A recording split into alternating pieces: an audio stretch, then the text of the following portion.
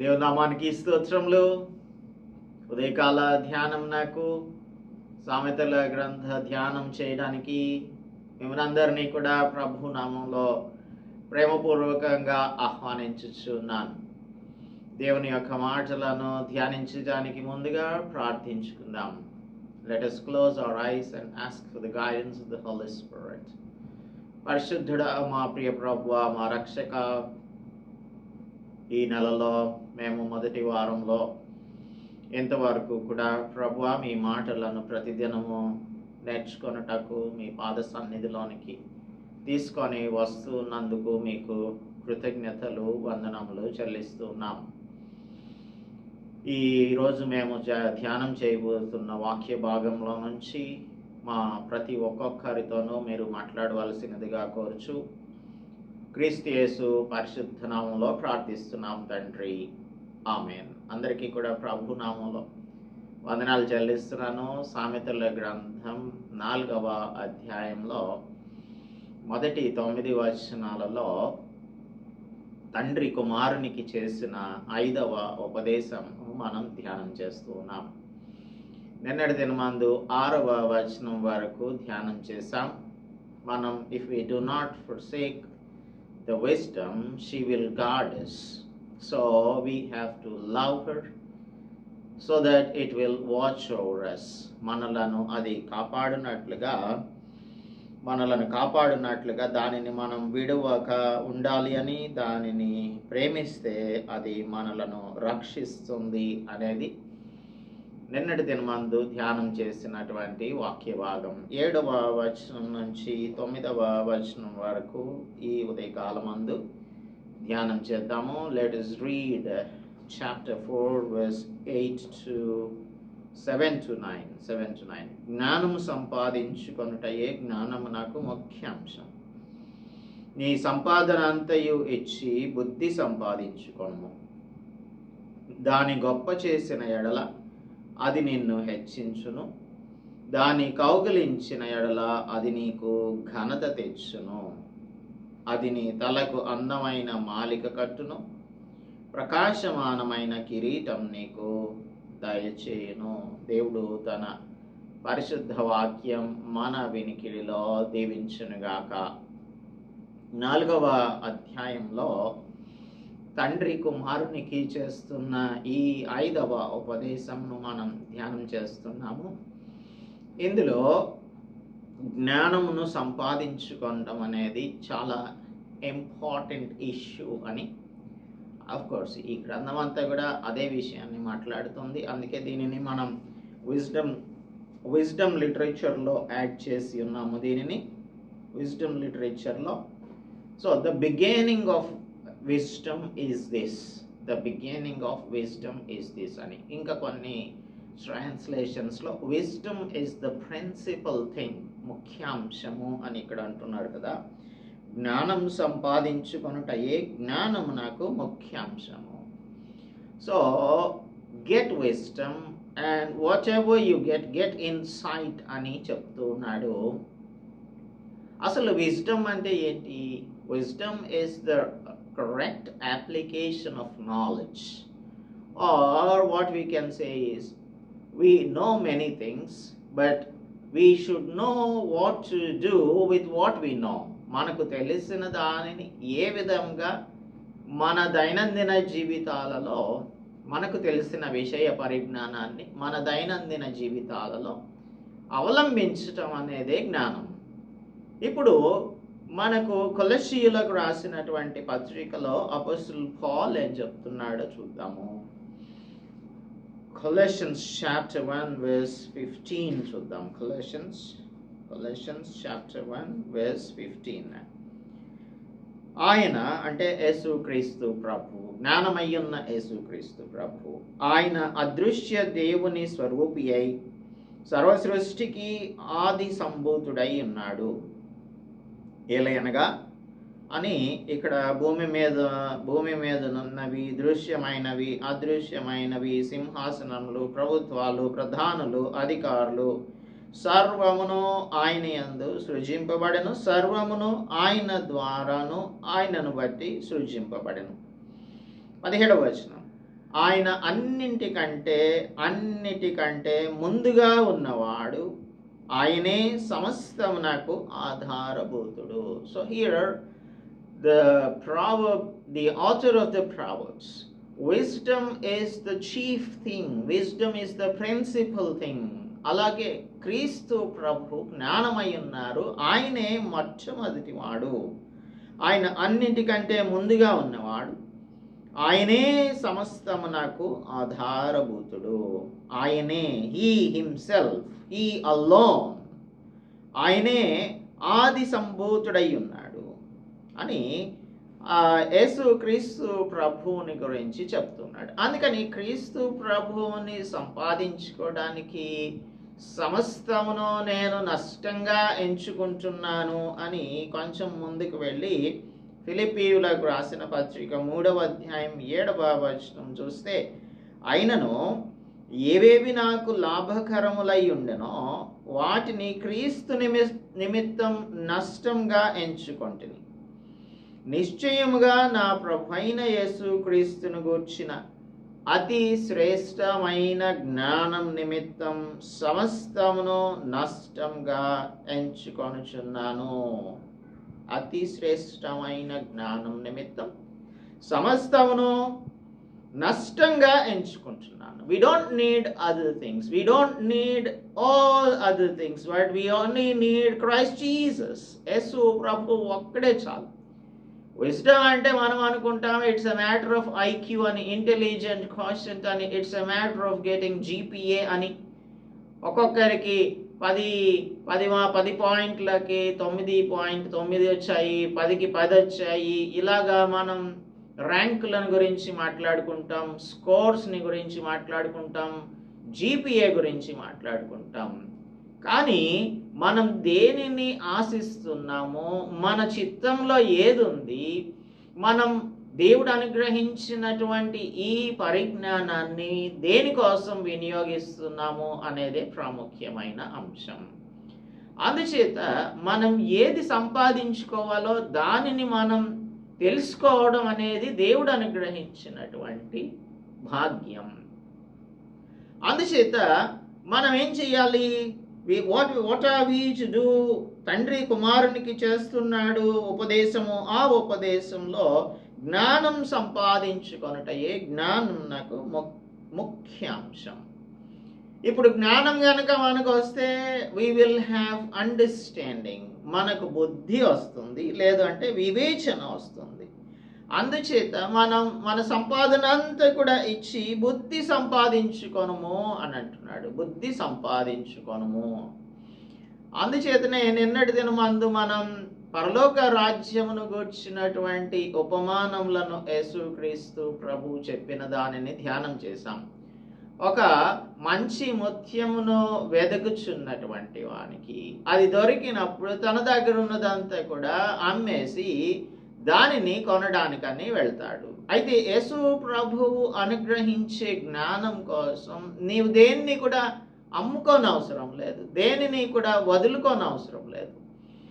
నీ జీవితాన్ని ఆయనకి ఇచ్చేస్తే చాలు. If you give yourself or submit yourself unto the lord, అప్పుడు ఆయన మనకు బుద్ధిని అనుగ్రహిస్తాడు. ఆ బుద్ధి చేత మనం ఈ లోకంలో మన డిసిషన్స్ అన్నీ కూడా వైజ్ డిసిషన్స్గా ఉంటాయి. మన డిస్క్రిషన్ ఎప్పుడు కూడా తప్పిపోయేదిగా ఉండదు. మనకు దేవుడు అనుగ్రహించే ఈ వివేచన వలన, ఆత్మ వివేచన వలన what is the right choice, what is not right అనేది మనం అర్థం చేసుకోగలుగుతాం. ఇప్పుడు బుద్ధిహీనత అంటే ఏదో కాదు, మనం రైట్ డిసిషన్స్ని తీసుకోలేకపోవడమే బుద్ధిహీనత.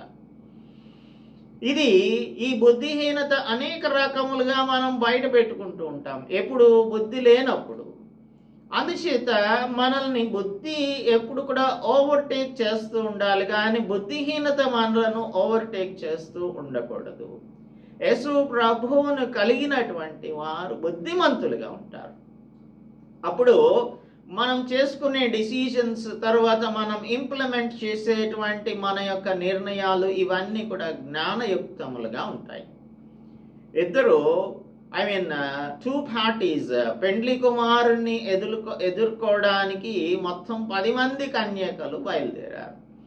ఇందులో సగం మంది 50% of these virgins were foolish and 50% were the wise virgins. ఎందుకు వారిని బుద్ధిగల కన్యకలు అన్నాము అంటే they have calculated how much time it would take for the bridegroom to come.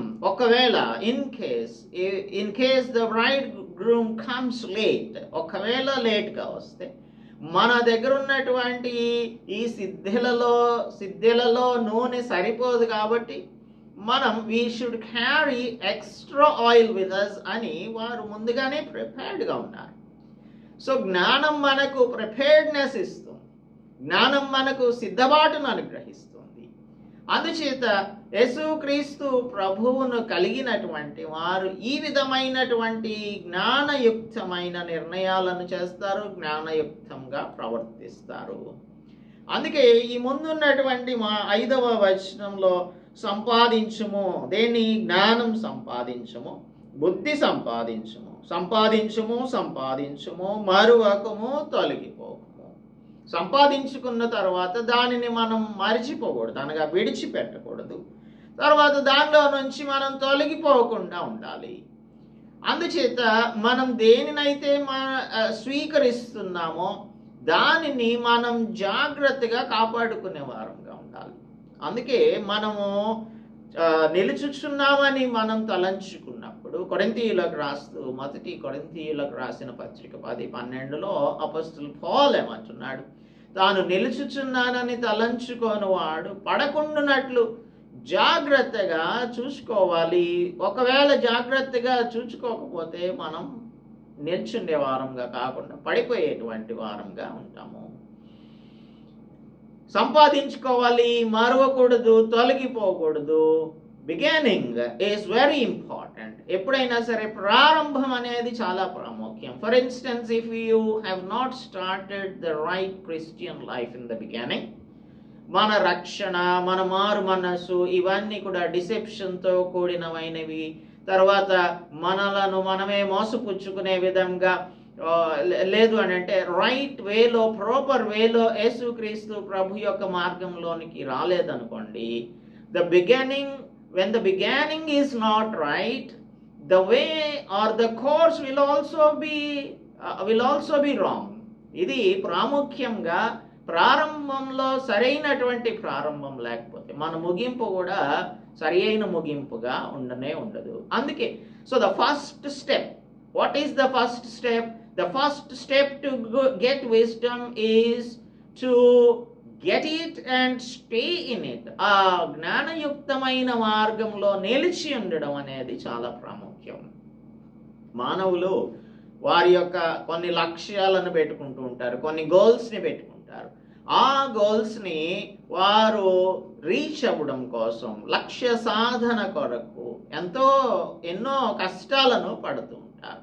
కొందరు ధనవంతులు అవడానికి, కొందరు సంతోషంగా జీవించడానికి, కొందరు సుఖాన్ని అనుభవించడానికి, కొందరు లగ్జూరియస్గా ఉండటానికి, ఈ విధంగా అనేకమైన ప్రయాసలను పడుతూ ఉంటారు. వారికి ఒక గోల్, ఒక టార్గెట్ ఉంటుంది. ఆ సక్సెస్ స్టోరీస్ని మనకు చాలా వరకు చూపిస్తూ ఉంటారు ఈ మోటివేషనల్ స్పీకర్స్. సో ఈ సక్సెస్ స్టోరీస్ అన్నీ కూడా దేనికి సంబంధించినవి? ఈ లోకంలో మనం ఒక లక్ష్యాన్ని పెట్టుకొని ఆ లక్ష్యాన్ని చేరుకోవడం కోసం పడుతున్న ప్రయాసలు. కానీ ఆత్మీయ లక్ష్యం కోసం మనం ఏ విధంగా పోరాడుతున్నాము అనేది చాలా వరకు అర్థం కానటువంటి క్రైస్తవులు దానిని లక్ష్యాన్ని ఎంచుకుంటున్నారు, కానీ దానిని కొనసాగించే విషయంలోనూ దానిని చేరుకునే విషయంలోనూ ఫెయిల్ అయిపోతూ ఉన్నారు. అందుకనే బుద్ధి జ్ఞానముల విలువ ఎదుట ఏవి పనికొస్తాయి, ఏవి పనికిరావు అనేటువంటి విషయాన్ని మనం అర్థం చేసుకోవాలి. సోలమన్ చేసినటువంటి పని ఏంటంటే, he searched in vain for what was not truly valuable. అందుకే తాను ఒక లిస్ట్ని చెప్తూ ఉన్నాడు. ప్రసంగి గ్రంథం 2వ అధ్యాయం 3 నుంచి 11 వరకు తాను చేసినటువంటి పనులన్నింటినీ కూడా చెప్పుకుంటూ ఉన్నాడు.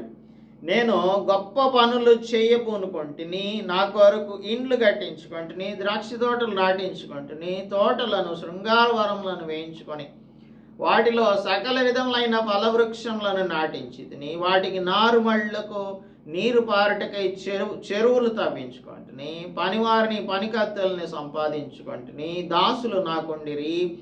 యెరూషలేములో నాకు ముందుండిన వారందరికంటే ఎక్కువగా పశువుల మందులు, గొర్రెమేకల మందులు బహువిస్తారంగా సంపాదించుకున్నాడు. వెండి బంగారం, రాజులు సంపాదించు సంపదను, ఆయా దేశాలలో దొరకు సంపత్తుని అంతటిని కూర్చుకున్నాను. గాయకులను మనుష్యులు ఇచ్చేయించు సంపదలను సంపాదించుకొని బహుమంది ఉపపత్నులను ఉంచుకున్నాను. నా కన్నులు ఆశించిన వాటిలో దేని కూడా చూడకుండా నేను అభ్యంతరం చేయలేదు. మరియు నా హృదయం నా పనులన్నింటిని బట్టి సంతోషింపగా, సంతోషకరమైనది ఏది కూడా అనుభవించకుండా నేను నా హృదయమును నిర్బంధింపలేదు. ఇదంతా కూడా నా పనులన్నిటి వలన నాకు దొరికిన భాగ్యం. కానీ దీనిని నిదానించి వివేచింపగా అవన్నీ వ్యర్థమైనవిగాను, ఒకడు గాలి కొరకు ప్రయాసపడినట్టుగాను అగపడెను. చివరికి తెలుసుకున్నాడు, ఇదంతా గాలి కోసం ప్రయాసపడుతున్నట్లుగా తనకు తెలుస్తుంది. అందుచేతనే ఏమంటాడంటే అపోస్తలుడు పౌల్ 1 కొరింథియన్స్ చాప్టర్ 9 వర్స్ 23-24 నుంచి చూస్తే, పందెం రంగంలో పరిగెత్తు వారందరూ పరిగెత్తుదురు గాని ఒక్కడే బహుమానం పొందునని మీకు తెలియదా? అటువలే మీరు బహుమానం పొందినట్లుగా పరిగెత్తుడి. మరియు పందెమందు పోరాడు ప్రతివాడు అన్ని విషయముల యందు మితంగా ఉండవలెను. వారు క్షయమగు కిరీటమును పొందుటకును, మనమైతే అక్షయమగు కిరీటమును పొందుటకును మితంగా ఉన్నాము. కాబట్టి నేను గురి చూడని వాని వలె పరిగెత్తువాడను కాను. సొలొమోను ఏమంటున్నాడు? ఒకడు గాలికి ప్రయాసపడినట్టుగా అగుపడెను అంటున్నాడు. పౌలు అంటున్నాడు, గాలిని కొట్టినట్టు నేను పోరాడుట లేదు, కానీ ఇతరులకు ప్రకటించిన తరువాత నేనే భ్రష్టుడనైపోదునేమో అని నా శరీరమును నలగగొట్టి దానిని లోపరుచుకున్నాను. See the contrast between Solomon and Paul. తానేమో తన హృదయం ఆశించిన వాటన్నింటిని కూడా చేశానని చెప్తున్నాడు. అపోస్తలుడు పౌల్ అంటున్నాడు, ఒకవేళ నేను అందరికీ చెప్పిన తర్వాత నేనే భ్రష్టుడిని అయిపోతానేమోనని ఐ బీట్ మై బాడీ అని అంటున్నాడు. ఐఎమ్ స్ట్రైకింగ్ మై బాడీ అని చెప్పి అంటూ ఉన్నాడు. దానిని లోపరుచుకుంటున్నాడు. సో జ్ఞానవంతులైన వారు పౌల్ లాగా మాట్లాడతారు, పౌల్ లాగా ప్రయాసపడతారు. పౌల్ లాగా గాలి కోసం ప్రయాసపడినట్టుగా, ఒకడు గాలి కోసం ప్రయాసపడినట్టుగా కాకుండా జాగ్రత్తగా తన యొక్క గురి వద్దకు పరిగెత్తేవానిగా ఉంటాడు. అందుచేత తన కొరకు నీతి కిరీటం ఉంచబడింది అని చెప్తూ ఉన్నాడు. So when we finish our race, we will get the crown of glory from God. అటువంటి విధంగా మన యొక్క ప్రయాసలు ఉండాలి, మన యొక్క కార్యక్రమాలు ఉండాలి, మన యొక్క ఎఫర్ట్స్ అన్నింటినీ కూడా పెట్టాలి. అయితే చివరికి ఏమంటాడు? ఆ ప్రసంగి గ్రంథం 12వ అధ్యాయంలో చూస్తే మానవ కోటికి ఇదే విధి అని అంత చెప్పిన తర్వాత అప్పుడు చెప్తున్నాడు. అప్పుడు మనం ఏమంటాము? ఇన్ని విషయాలన్నీ కూడా నీవు చేసేసిన తర్వాత ఇప్పుడు చెప్తున్నావా మాకు అని అనుకుంటామా లేదా? అందుకే జ్ఞానమును మనం సంపాదించుకోవడం అనేది ప్రాముఖ్యమైన విషయం, కరెక్టే. ఆ సంపాదించుకున్న జ్ఞానాన్ని మనం వినియోగించుకోవడం, దానిని గట్టిగా పట్టుకోవడం, విడవకుండా ఉండడం అనేది ప్రాముఖ్యమైన అంశం. మధ్యలో విడిచిపెట్టేసి మరలా పట్టుకుంటే సొలొమోను పరిస్థితి లాగా మన పరిస్థితి ఉంటుంది. దేవుని యందు ఇదంతా వినిన తర్వాత తేలిన ఫలితార్థం ఇదే: దేవుని యందు భయభక్తులు కలిగి ఉండి ఆయన కట్టడలను అనుసరించి నడుచుచుండవలెను.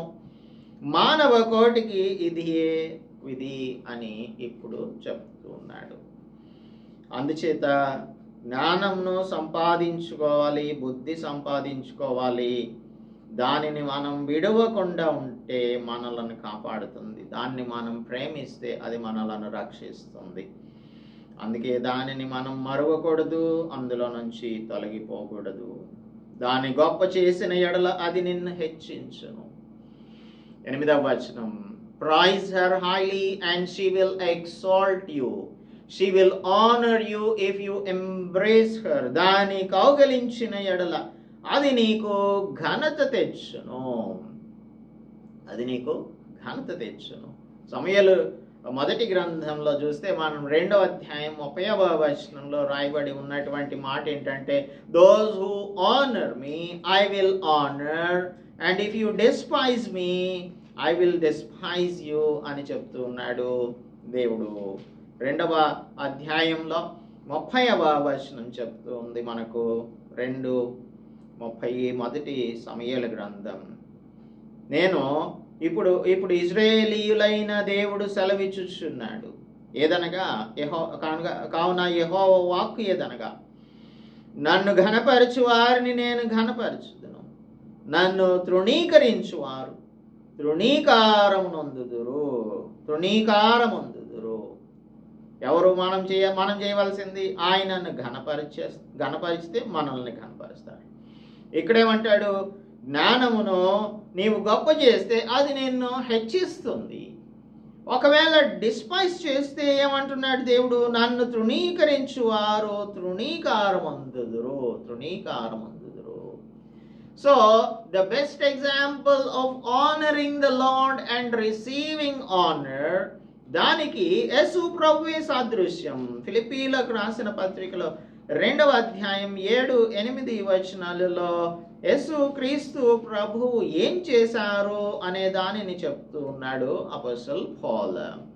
సో యేసు క్రీస్తు ప్రభు ఏం చేశాడు? 2వ అధ్యాయము, మనుష్యుల 7వ వచనం, మనుష్యుల పోలికగా పుట్టి దాసుని స్వరూపం ధరించుకొని తను తానే రిక్తునిగా చేసుకున్నాడు. మరియు ఆయన ఆకారమందు మనుష్యుడిగా కనబడి మరణం పొందినంతగా, అనగా శిలువ మరణమును పొందినంతగా విధేయత చూపిన వాడై తన్ను తాను తగ్గించుకున్నాడు. అప్పుడు దేవుడు ఏం చేశాడు? యేసు ప్రభువుని ఎగ్జాల్ట్ చేశాడు. అందుచేతను పరలోకమందున్న వారిలో కానీ, భూమి మీద ఉన్న వారిలో కానీ, భూమి క్రింద ఉన్న వారిలో కానీ ప్రతి వాని మోకాలు యేసు నామమున వంగునట్లును, ప్రతివాని నాలుకయు తండ్రి అయిన దేవుని మహిమార్థమై యేసు క్రీస్తు ప్రభు అని ఒప్పుకొనున్నట్లును దేవుడు ఆయనను అధికముగా హెచ్చించి ప్రతి నామమునకు పైనామమును ఆయనకు అనుగ్రహించెను. Name above every name. దాని గొప్ప చేసిన ఎడల అది నిన్ను హెచ్చించును, దాని కౌగిలించిన ఎడల అది నీకు ఘనత తెచ్చును. యేసు ప్రభు తండ్రిని గొప్ప చేశాడు, అందుచేతే హెచ్చించబడ్డాడు. తండ్రిని కౌగలించుకుని ఉన్నాడు, అందుచేత ఆయనకు he got the name above all names. ఆయన రాజులకు రాజును, ప్రభువులకు ప్రభువునై ఉన్నాడు. ఆయన అందరికీ కూడా తీర్పు తీర్చడానికి దేవుడు ఆయనను ఒక జడ్జ్గా అపాయింట్ చేశాడు. అది నీ తలకు అందమైన మాలిక కట్టును, ప్రకాశమానమైన కిరీటం నీకు దయచేయును. సో ఇప్పుడు మన కోసం ఎప్పుడైతే మనం మన యొక్క బాడీని డిసిప్లిన్ చేసుకుంటున్నామో, అప్పుడు మనం మన పందెంలో ఓపికగా పరిగెడుతున్నామో, ఎప్పుడైతే మనం ఓపికగా పరిగెడతామో అప్పుడు మన కొరకు దేవుడు నీతి కిరీటాన్ని అనుగ్రహిస్తాడు. ఇప్పుడు ఇక్కడ సొలొమన్ చెప్తున్నటువంటి మాట, అది నీ తలకు అందమైన మాలిక, ప్రకాశమానమైన కిరీటమును ఆయన దయచేస్తాడు. అందుచేత మనం ఏం చేయాలంటే మన క్రియలను ఇతరులకు కనిపించినట్లుగా మన యొక్క రక్షణను మంచం కింద దాచిపెట్టకుండా దానిని దీపస్తంభం మీద ఉంచాలి అని చెప్తూ అంటున్నాడు. మన గుడ్ వర్క్స్ అన్నీ కూడా ల్యాంప్ స్టాండ్ మీద పెట్టి ఉంచాలి. అప్పుడు తండ్రి యొక్క నామం మహిమపరచబడుతుంది. అలాగే ప్రజలు మన యొక్క మంచి మంచి పనులను చూస్తారు. They will look after us and they look after us, these are the right children of God అని వారు దేవుని మహిమపరుస్తారు. నిన్ను బట్టి నన్ను బట్టి దేవుని యొక్క నామం మహిమపరచబడాలి. అందుకనే దేవుడు మనలను సృజించాడు. ఈ విధంగా జ్ఞానమును మనం సంపాదించుకోవడం, దానిని జాగ్రత్తగా పట్టుకొని దాని నుంచి తొలగిపోకుండా ఉన్నప్పుడు దేవుడు మనకు బుద్ధిని అనుగ్రహిస్తాడు. మనం జ్ఞానాన్ని గొప్ప చేస్తే, ఆయనను గొప్ప చేస్తే మనలను ఆయన గొప్ప చేస్తాడు. ఆయనను కౌగిలించుకుంటే ఆయన మనకు ఘనత వచ్చినట్లుగా చేస్తాడు. ప్రకాశమానమైన కిరీటమును ఆయన మనకు దయచేస్తాడు. So when we receive that crown, ఎప్పుడైతే మనకు ఆ కిరీటం లభిస్తుందో అంతకంటే మహదానందం ఇంకొకటేది కూడా ఉండదు. మనం పరిగెత్తేదే అందుకోసం, మన క్రిస్టియన్ రేసే అందుకోసం. అదే మనకు లేకుండా అయిపోతే ఎలా కుదురుతుంది? దానికోసమే we have to head towards the goal. మన ముందున్న లక్ష్యాన్ని మనం సాధించడానికి దేవుని యొక్క ప్రిన్సిపల్స్ ప్రకారంగా, అంటే గాడ్లీ ప్రిన్సిపల్స్ ప్రకారంగా జీవించడమే జ్ఞానం. అలాగూ జ్ఞానవంతులంగా జీవించి మన కొరకు దేవుడు ఉంచిన నీతి కిరీటాన్ని పొందడానికి మనందరికీ సహాయం చేయనుగాక. ప్రార్థించుకుందాం. పరిశుద్ధుడా, మా ప్రియ ప్రభువా, మా రక్షక, ఈ ఉదయకాలమందు మీరు మాతో మాట్లాడిన మాటలు మా హృదయములలో భద్రపరచుకున్నట్లుగా సహాయం చేయండి. Wisdom is the principal thing అని చెప్తున్నారు. జ్ఞానం అనేది ప్రాముఖ్యమైనటువంటి అంశం. జ్ఞానం లేని వారు, బుద్ధి లేనటువంటి వారు ఈ లోకంలో ఎందుకు కూడా పనికిరానటువంటి వారిగాను, అవమానం పాలయ్యేవారిగాను, వ్యాకులం పాలయ్యేటువంటి వారిగాను, తండ్రి డిస్గ్రేస్ఫుల్ లైఫ్స్ని జీవించేవారిగాను ఉంటారు. కానీ నీవెడులైనటువంటి వారు యేసు క్రీస్తు ప్రభు అనే జ్ఞానం కలిగిన వారిగా ఆయనను రీటైన్ చేసుకుంటూ ప్రతిదినము ప్రతి క్షణము ఆయనను విడిచిపెట్టకుండా మాలో నుంచి ఆయన తొలగిపోకుండా ఉండునట్లు జాగ్రత్తగా కాపాడుకొని చేద్దాం. మాకు ఇవ్వబడేటువంటి ఆ నీతి కిరీటం కొరకు మా లక్ష్య సాధన వైపు ముందుకు సాగడానికి కృప చూపిస్తారని మేము నమ్ముచున్నాం. అందుచేత జ్ఞానమును మేము సంపాదించుకొని, బుద్ధిని సంపాదించుకొని దానిని అనుసరించి నడుచున్నట్లుగా, మా సొంత తెలివితేటలు, సొంత జ్ఞానం కాకుండా దేవుని యొక్క జ్ఞానం మీద ఆధారపడి నడిచినట్లుగా మా ప్రియులకు మాకు సహాయమును అనుగ్రహించమని క్రీస్తు యేసు పరిశుద్ధ నామములో ప్రార్థిస్తున్నాం తండ్రి. ఆమేన్. దేవుని నామానికి స్తోత్రములు. అందరికీ కూడా ప్రభు నామంలో వందనాలు చెల్లిస్తున్నాను.